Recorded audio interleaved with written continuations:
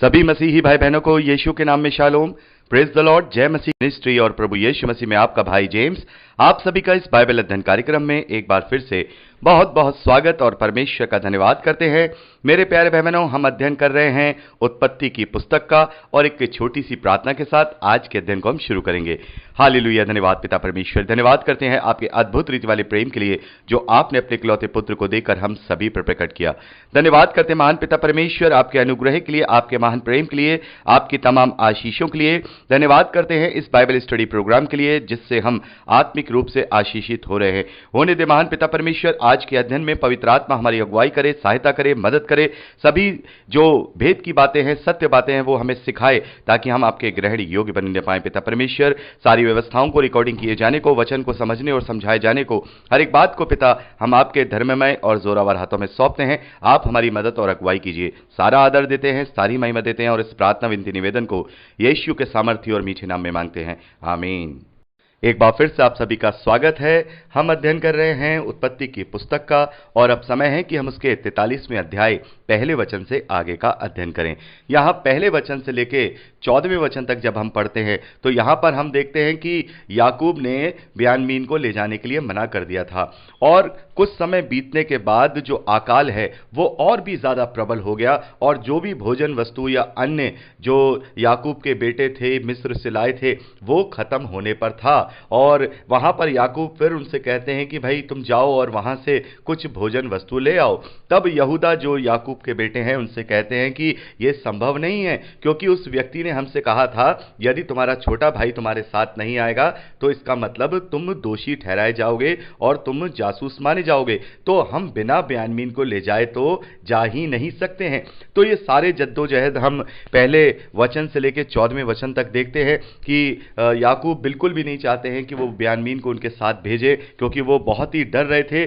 तब यहूदा पूरा पक्का विश्वास अपने पिता को दिलाता है कि मैं तुम्हें विश्वास दिला रहा हूं कि मेरी जिम्मेदारी है कि मैं तेरे बेटे को वापस लेकर के आऊंगा। यदि मैं तेरा बेटा वापस नहीं लाया तो तू मुझे हमेशा हमेशा दोषी ठहराना। तब यहूदा की बात को मान करके जो याकूब हैं वो निर्वश हो जाते हैं क्योंकि अब उनके पास और कोई रास्ता ही नहीं था, क्योंकि अगर वो नहीं जाएंगे तो फिर उनके जो खानदान वाले लोग हैं, जो बच्चे हैं, वो क्या खाएंगे, क्योंकि बिना खाने के तो कोई भी जीवित नहीं रहेगा। तो याकूब उनकी बात मान लेते हैं और याकूब उनसे कहते हैं कि भाई ठीक है, तुम इस बार दुगना पैसा लेकर के जाना और वो पैसा भी ले जाना जो उसने वापस रख दिया था। हो सकता है वो गलती से वापस आ गया हो, और साथ में जो यहाँ की चीज़ें हैं, अच्छी अच्छी चीज़ें हैं, वो भी तुम उनको अपने साथ लेके जाना भेंट के रूप में, और वो ले जा करके तुम इस प्रकार से वहाँ बिन्यामीन को भी ले जाओ। और ये सारी बातें वहाँ पर हो जाती हैं। तो यहाँ पर हम देखते हैं कि इस प्रकार से बिन्यामीन का मिस्र देश में जाना होता है और वो अपने भाइयों के साथ मिस्र देश में पहुँचते हैं। 15वें वचन से जब हम आगे देखते हैं तो वहाँ पर हम देखते हैं कि वो लोग मिस्र पहुँच जाते हैं और अपना दूना पैसा और बिन्यामीन को भी संग लेकर के आते हैं। और इस बात को यूसुफ देखते हैं और वो लोग यूसुफ के सामने खड़े होते हैं। और वहाँ पर हम देखते हैं कि जब यूसुफ उन लोगों को देखते हैं और उनके साथ अपने भाई को भी देखते हैं तब वो थोड़े से भावुक भी हो जाते हैं। और तब वो अपने अधिकारियों को ये आदेश देता है कि भाई इसे मेरे घर ले जाओ और वहाँ पर घर पे ले जाकर के लिए इनके लिए अच्छा सा खाने वाने का इंतज़ाम करो और इन्हें वहाँ अच्छे से रखो। लेकिन जब वो अधिकारी उन्हें लेने आता है, जो याकूब के भाई हैं, माफ़ कीजिएगा, यूसुफ के भाई हैं, जब वो यूसुफ के अधिकारी उन्हें लेने आते हैं कि चलो यूसुफ ने तुम्हें अपने घर बुलाया है, यूसुफ ने तो नहीं, हमारे अधिकारी ने तुम्हें अपने घर बुलाया है, तो वो 10 और डर जाते हैं। 10 और डर जाते हैं कि अब तो निश्चित तौर पे ये अपने घर में ले जा कर के हमारा बुरा हाल करने वाला है, और वो बहुत ही डरे हुए हैं। और जब वो डर जाते हैं तो वो अधिकारी उन्हें समझाता है कि भाई डरो मत, ऐसा कुछ नहीं है। और वो अपना बचाव करने लगते हैं कि नहीं नहीं भाई देखो, हमारा पैसा हमारे पास था, ये गलती से आ गया था, हम दुगना पैसा लाए हैं। तो वो अधिकारी कहता है कोई बात नहीं है, तुम जिस परमेश्वर को मानते हो वही परमेश्वर ने यहाँ पे रख दिया होगा, उसी ने दिया होगा, कोई बात नहीं, तुम कुशल से आओ। सारी चीज़ें हम देखते हैं, ये सारी बातें वहाँ होती हैं और दोपहर का भोजन तैयार किया जाता है। और जो शिमोन है जो कि बंदी गृह में था, उसको भी बुलवा लिया जाता है, वो भी भोजन के लिए यूसुफ के घर में ही आते हैं। अभी ये जो 11 के 11 बेटे हैं जो यूसुफ को छोड़ करके, जो यूसुफ को नहीं जानते हैं कि हमारा भाई यूसुफ है, वो बड़े ही असमंजस में है कि हमारे साथ हो क्या रहा है, ये हमारे साथ हो क्या रहा है। अभी हम कभी जेल में जा रहे हैं, कभी कहीं जा रहे हैं, और अब हमें यहाँ पे भोजन के लिए बुलाया जा रहा है। तो सारी चीज़ें हम देखते हैं, सब कुछ होता है। और यहाँ पर हम देखते हैं कि जब यूसुफ उनसे पूछते हैं कि भाई सब कुछ ठीक है, तुम्हारे पिता कुशल से हैं, और वो कहते हैं कि हाँ हमारे पिता सब कुछ कुशल से हैं, आप इसको पढ़ लीजिएगा 15वें अध्याय से लेकर के लास्ट में चाहूँगा इससे आप 34वें माफ़ कीजिएगा 43वें अध्याय 15वें वचन से लेकर के लास्ट 34वें वचन तक आप इसे पढ़ लीजिएगा, पूरा आपको वर्णन पता चल जाएगा। मेन बातें मैं आपको बता रहा हूँ। तो यहाँ पर इस प्रकार से जब जो यूसुफ हैं अपने छोटे भाई को, बिन्यामीन को, जो उनके सगे भाई हैं, जब उन्हें देखते हैं तो उससे रहा नहीं जाता, उसका दिल जो है प्यार से, स्नेह से भर आ जाता है। और वो फिर ये सोचकर कि मैं कहाँ जा करके रहूं, तो वो तुरंत अपनी कोठरी में, अपने कमरे में जाता है और वहां रोता है, फूट फूट के रोता है, और अपना मुंह धो करके वापस आता है। और वापस आकर के सारा भोजन वगैरह लगता है, और हम देखते हैं मिस्री लोग अलग खाते हैं और ये लोग अलग खाते हैं, सब वर्णन आप इसमें देख लीजिएगा। और बिन्यामीन के कारण उन सबको हर एक चीज़ अच्छा अच्छा खाना मिलता है, क्योंकि यूसुफ चाहते थे कि बिन्यामीन को बहुत अच्छा, जो कि सगे भाई हैं, उन्हें अच्छे से अच्छा खाना मिले, उनकी खूब खातिरदारी होती है। और इस खातिरदारी को देख करके वो लोग असमंजस में है कि सब हमारे साथ क्या हो रहा है। तो यहाँ पर हमने 43वां अध्याय कंप्लीट कर लिया। अब समय है कि हम 44वें अध्याय पहले वचन से आगे का अध्ययन करें। तो यहाँ पहले वचन से लेकर जब हम 17वें वचन तक पढ़ते हैं, तो यहाँ पर इस प्रकार का वर्णन मिलता है कि हम जानते हैं कि जो यूसुफ हैं, अब वो इस बात का प्लान बना रहे हैं कि कैसे भी करके मैं अपने भाई बिन्यामीन को यहाँ मिस्र में अपने पास रोक लूँ।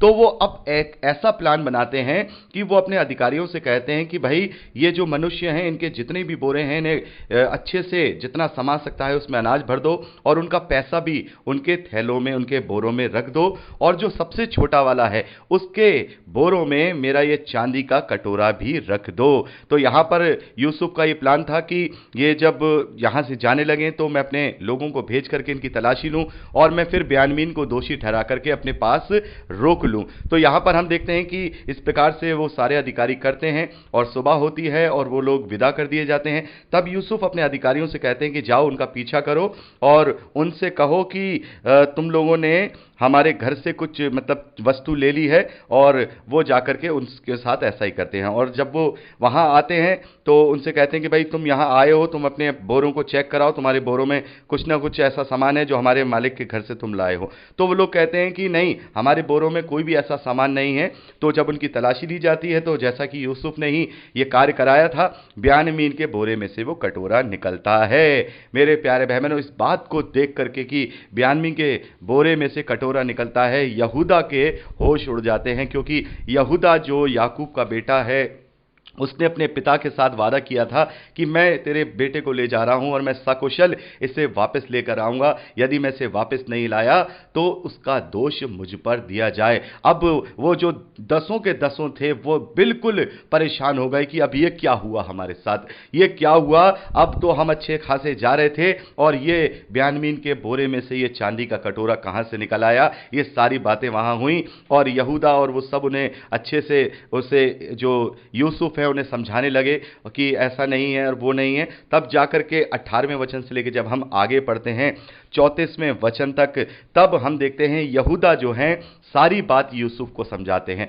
यूसुफ जो कि उनकी नज़र में एक मिस्र का अधिकारी है, प्रधानमंत्री है, उन्हें नहीं पता है ये मेरा भाई है, वो अपनी सारी व्यथा यहूदा उन्हें बताने लगते हैं कि भाई ये हमारा सबसे छोटा भाई है, इसका एक बड़ा भाई था वो मर चुका है, और हमारा पिता उससे बहुत ज़्यादा शोकित है, बहुत ज़्यादा वो उससे प्यार करता था, और हमारे पिता इसे भेज नहीं रहे थे, बड़ी मुश्किल से इसे भेजा है। मैं ये बोल के आया हूं कि मैं इसे वापस लेकर के आऊंगा, और अगर ये वापस नहीं गया तो वो मेरा पिता, इसका बूढ़ा पिता जरूर मर जाएगा। ये सारी बातें यूसुफ को यहां पर जो यहूदा हैं वो समझाने लगते हैं, और यूसुफ सारी बातें सुन रहे हैं, एक प्रधानमंत्री बन के, अपने मिस्र के प्रधानमंत्री बन के सारी बातें सुन रहे हैं।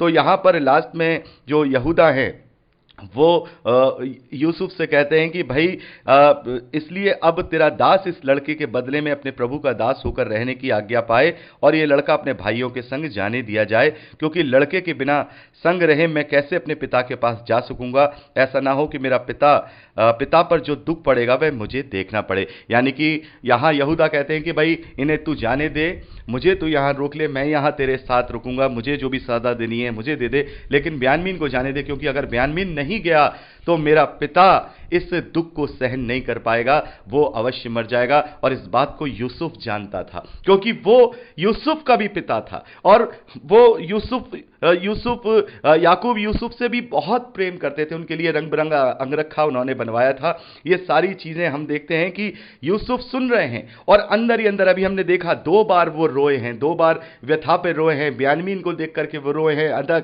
अपने आप को प्रकट नहीं कर पा रहे हैं। लेकिन मेरे प्यारे बहनों, अब ये वो पल है, अब ये वो पल है कि अब यूसुफ का मन पूरी तरह से भर चुका है। अब यूसुफ से ज्यादा देर ये नाटक नहीं होगा, यूसुफ अब बिल्कुल फटने पे तैयार हैं। और यहां ये जो हमने अभी 44वां अध्याय देखा है, यहां पर जो चांदी के कटोरे का किस्सा देखते हैं, सारी बातें होती हैं, और यहूदा कहते हैं कि तुम मुझे इसकी जगह रख लो, बिन्यामीन को छोड़ दो, मैं तुम्हारे साथ दास होकर के रहूंगा। तो यहां पर हम ये वर्णन 44वें अध्याय में पढ़ते हैं, और अब हम 45वें अध्याय में वर्णन पढ़ते हैं कि यूसुफ से अब रहा नहीं जाता, और यूसुफ अब अपने आप को अपने भाइयों पर प्रकट करते हैं। तो 45वां अध्याय पहले वचन से लिखा है, तब यूसुफ उन सब के सामने जो उनके पास आकर खड़े थे अपने को और ना रोक सका, और पुकार कर कहा, मेरे आसपास के सब लोगों को बाहर कर दो। मेरे प्यारे बहनों, अब उसका दिल भर चुका था, अब वो उससे ज्यादा बातें नहीं सुन सकता था, अब वो अपने लोगों से ज्यादा दूर नहीं रह सकता था। अब उसका नाटक जो वो कर रहा था, वो अब ज्यादा नाटक नहीं कर सकता था, उसका दिल पूरी तरह से भर गया, और उसने अपने लोगों को अपने पास से जाने का आदेश दे दिया, और उसके पास से सब लोग चले गए। तब यूसुफ चिल्ला चिल्ला करके रोने लगा, और मिस्रियों ने सुना, और फिरौन के घर के लोगों को भी इसका समाचार मिला। तब यूसुफ अपने भाइयों से कहने लगा, मैं यूसुफ हूं, क्या मेरा पिता अब तक जीवित है? इसका उत्तर उसके भाई उसे ना दे सके, क्योंकि वह उसके सामने घबरा गए थे। फिर यूसुफ ने अपने भाइयों से कहा, मेरे निकट आओ। वह सुनकर निकट आए। फिर उनसे कहा, मैं तुम्हारा भाई यूसुफ हूं, जिनको तुमने मिस्र आने वालों के हाथ बेच डाला था। अब तुम लोग मत पछताओ, और तुमने जो मुझे यहां बेच डाला था इससे उदास मत हो, क्योंकि परमेश्वर ने तुम्हारे प्राणों को बचाने के लिए मुझे तुम्हारे आगे भेज दिया है। क्योंकि अब 2 वर्ष से इस देश में अकाल है, और 5 वर्ष और ऐसे ही होंगे, उनमें ना तो हल चलेगा ना अन्न काटा जाएगा।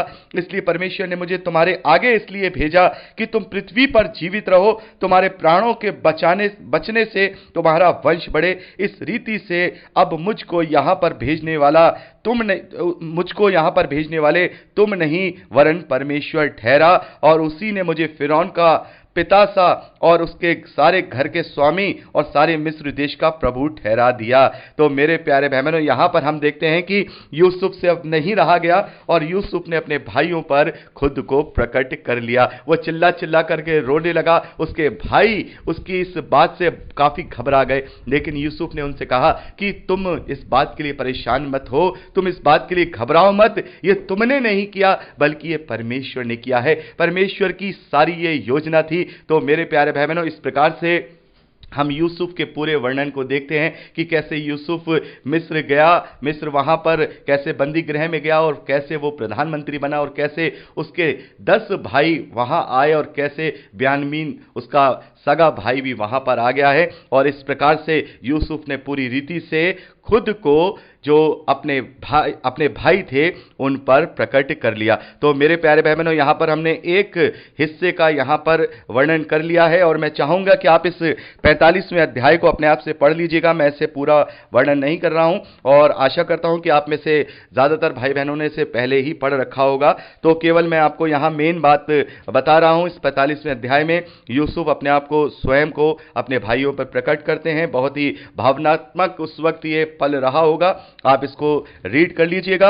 अब 46वें अध्याय से अब हम जब परसों अध्ययन करेंगे तो यहां पर याकूब के सारे परिवार समेत मिस्र में जाने का वर्णन है। अब सारा परिवार याकूब का, इजराइलियों का मिस्र में जाएगा और यही वो समय है जब पूरा इजरायली परिवार मिस्र में रहेगा और वहीं से आगे चल के मिस्र की गुलामी में भी जाएगा। तो मेरे प्यारे बहनों, यह परमेश्वर का प्रायोजन यहां पर बना और परमेश्वर ने अपने प्रायोजन के तहत यूसुफ को पहले मिस्र भेजा, फिर यूसुफ के बाद उसके सारे परिवार को भी मिस्र भेज दिया। तो यहां 45वें अध्याय तक का अध्ययन आप स्वयं से कर लीजिएगा और अगले अध्ययन के लिए मैं आपको जो रीडिंग का कार्य दे रहा हूं, मैं चाहूंगा कि आप इसको लास्ट 50वें अध्याय तक, यानी कि निर्गमन की पुस्तक में 50 अध्याय हैं, हमने 45 अध्याय तक का यहां पर अध्ययन किया है। भले ही ओवरऑल तरीके से किया है और जो जरूरी चीजें थी मैंने वहां पर उन्हें डिस्क्राइब भी किया है और मैं चाहता हूं कि जल्द से जल्द हम अब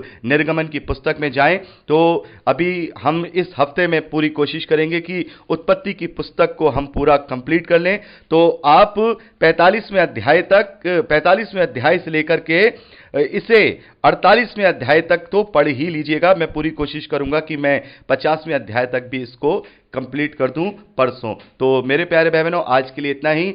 आशा करता हूं कि आप जितना भी हमने आज अध्ययन किया है उसे जरूर पढ़ेंगे। परमेश्वर आप सबको बहुत आयत की आशीष दे। Praise the